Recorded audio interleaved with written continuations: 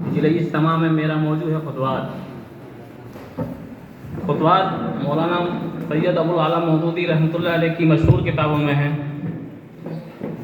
جس کا خلاصہ میں آپ کے سامنے رکھوں گا۔ خلاصہ کرنے سے پہلے کچھ باتیں مولانا مودودی کے بارے میں بتانا چاہتا ہوں۔ مولانا سید ابو العالیٰ مودودی رحمۃ اللہ علیہ سن 1903 کو اورنگ آباد میں پیدا ہوئے۔ اللہ نے آپ کو دین کا وسیع و پختہ علم عطا کیا تھا۔ انہوں نے کم عمری سے ہی امت کی رہنمائی کا بیڑا اٹھا لیا تھا۔ مولانا کے سامنے اعلیٰ اسلام کا نقشہ واضح تھا۔ انہوں نے حیدرآباد سے ماہنامہ ترجمان القرآن جاری کیا، جس کا ورث و ورث تک آپ کی دعوت پر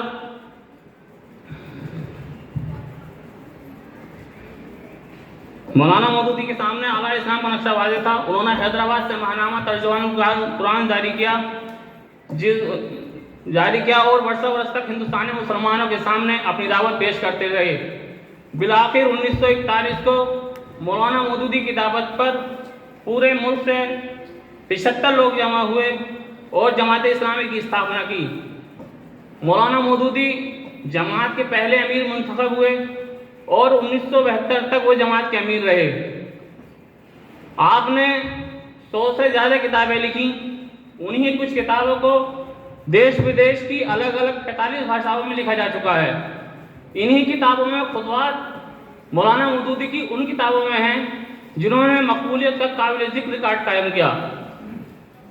دراصل خطوات مولانا مودودی کے ان خطوات جمعہ کا مجموعہ ہے جو انہوں نے 1938 میں دارالاسلام پٹھان کوٹ کی جامع مسجد میں عام مسلمانوں کے سامنے دیے تھے۔ یہ 5 حصوں پر مشتمل ہے۔ میں یہاں آپ کے سامنے اس کے پہلے حصے حقیقت ایمان کی کچھ باتیں آپ کے سامنے رکھوں گا۔ ہر مسلمان پر اللہ کا سب سے بڑا احسان یہ ہے کہ اس نے ہمیں حضرت محمد صلی اللہ علیہ وسلم کی امت میں شامل کیا اور ہم کو اسلام کی نعمت دی۔ اب جو احسان اللہ نے ہم پر کیا اس کا حق ادا کرنا ہم پر فرض ہے، کیونکہ اگر کوئی احسان کسی کے ساتھ کیا جائے اور اگر وہ اس کا حق ادا نہ کرے تو اسے وہ احسان فراموش کہلاتا ہے۔ تو اسی لیے جو احسان اللہ نے ہم پر کیا اس کا حق ادا کرنا ہم پر فرض ہے۔ اب اس احسان کا حق ادا ہم تبھی کر سکتے ہیں جب ہم حضرت محمد صلی اللہ علیہ وسلم کی پوری پیروی کریں اور پورے مسلمان بنیں۔ حضرت محمد صلی اللہ علیہ وسلم کی پوری پیروی اور پورا مسلمان بننے کے لیے ضروری ہے کہ ہمیں علم کی سب سے پہلی ضرورت ہوتی ہے، وہ علم کی ہے۔ علم کے بعد عمل کا نام ہے۔ علم پر ہی ہمارے مسلمان ہونے اور مسلمان رہنے کا دار و مدار ہے۔ مسلمان ہونا اور مسلمان رہنا یہ دونوں الگ چیزیں ہیں، جسے مولانا مودودی نے اپنے خطبات میں بڑی اچھی طریقے سے سمجھایا ہے۔ آج ہم دین کے علم سے ناواقف ہیں، اللہ کی کتاب ہمارے پاس ہے، لیکن ہم نہیں جانتے کہ قرآن میں کیا لکھا ہے۔ دنیا میں اس وقت مسلمان ہی وہ خوش قسمت لوگ ہیں جن کے پاس اللہ کا کلام بالکل محفوظ، ہر طرح کی کاٹ چھانٹ عدل بدل سے پاک، ٹھیک انہی الفاظ میں موجود ہے جن الفاظ میں وہ اللہ کے رسول صلی اللہ علیہ وسلم پر اترا تھا۔ لیکن مسلمان ہی وہ بدقسمت لوگ ہیں جو اللہ کی کتاب اپنے پاس رکھتے ہیں اور اللہ کی کتاب اپنے پاس رکھتے ہیں لیکن اس کی رحمتوں اور نعمتوں سے محروم ہیں۔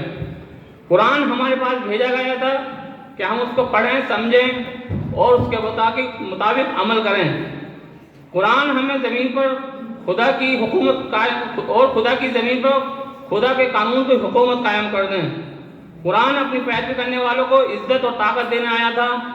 قرآن ہمیں زمین پر خدا کا اصلی خلیفہ بنانا آیا تھا، اور اتہاس گواہ ہے جب کسی نے اس کی ہدایت پر عمل کیا تو اس نے اس کو دنیا کا امام اور پیشوا بنا کر بھی دکھا دیا۔ لیکن اب ہمارے یہاں قرآن کا استعمال سوائے ان کے اور کچھ نہیں رہا کہ ہم اس کو گھر میں رکھ کر جن اور بھوت بھگائیں اس کی آیتوں کو لکھ کر گلے سے باندھیں، اس کو گھول کر پئیں اور پلائیں، اور محض ثواب کے لیے بنا سمجھے اسے پڑھ لیا۔ یہ ہمارے ہاں آج اس کا استعمال ہے قرآن کا۔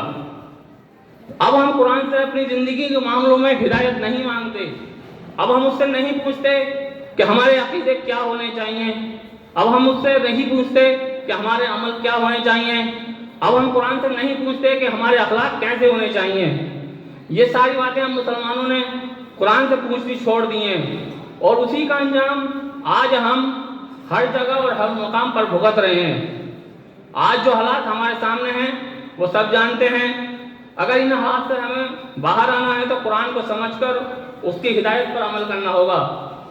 مولانا مودودی اسے اس طرح سمجھانے کی کوشش کرتے ہیں، اگر کوئی آدمی بیمار ہو اور وہ دوائیوں کی ایک کتاب لے کر پڑھنے بیٹھ جائے اور یہ خیال کرے کہ صرف اس کتاب کو پڑھ لینے سے بیماری دور ہو جائے گی، تو یہ اس کا پاگل پن ہے۔ اگر اسے اپنی بیماری دور کرنی ہے تو وہ اس کے نسخوں اور اس کی ہدایت پر عمل کرنا ہوگا۔ اسی طرح اگر ہم قرآن کی برکتیں اور نعمتیں چاہتے ہیں، عزت اور طاقت چاہتے ہیں، دنیا کا امام اور پیشوا بننا چاہتے ہیں، تو قرآن کو پڑھ کر سمجھ کر اس کی ہدایت پر عمل کرنا ہوگا۔ مولانا مودودی بھی اپنے خطبات میں کہتے ہیں کہ ہر آدمی مولوی بھلے نہ بنے، لیکن مسلمان بننے کے لیے کم از کم اتنا علم ہر بچے، بوڑھے اور جوان کو حاصل ہونا چاہیے کہ قرآن جس مقصد کے لیے اور جو تعلیم لے کر آیا ہے اس کا نچوڑ جان لیں۔ اس کے لیے مولانا مودودی کہتے ہیں کہ ہمیں اپنے 24 گھنٹوں میں 1 گھنٹہ تو قرآن کو سمجھنے کے لیے نکالنا ہی چاہیے۔ اس کے لیے میں ایک چیز بتانا چاہتا ہوں، آپ اس کے لیے یہاں بیٹھے بڑے اور سے مشورہ کر لیں۔